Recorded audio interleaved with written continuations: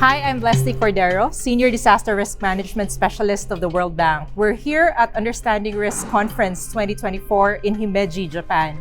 And with me is Dr. Renato Solidum Jr., our Secretary from the Department of Science and Technology in the Philippines. How has GFDRR and the World Bank support helped the Philippines overcome challenges of building resilience from climate change and disaster risks?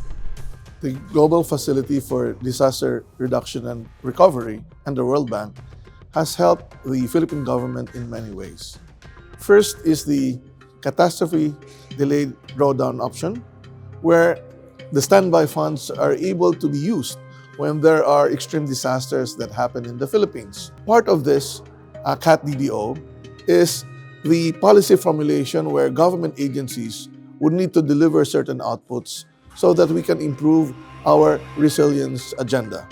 One of which is the development of a automated planning tool so that we can develop a recovery plan much faster than the usual.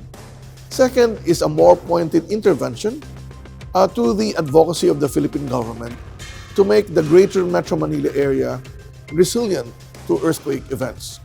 Could you provide specific examples of GFDRR programs or projects that have been particularly impactful to the Philippines? I'd like to cite the PlanSmart Ready to Rebuild program, where we are really revolutionizing the way planning is being done so that one of the resilience goals that we need to address would be being able to respond and recover faster. And we can develop how to recover after a major disaster, even if the disaster has not happened, with the PlanSmart.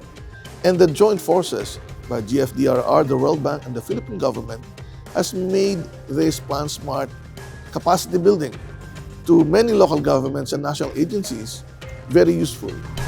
Thank you very much.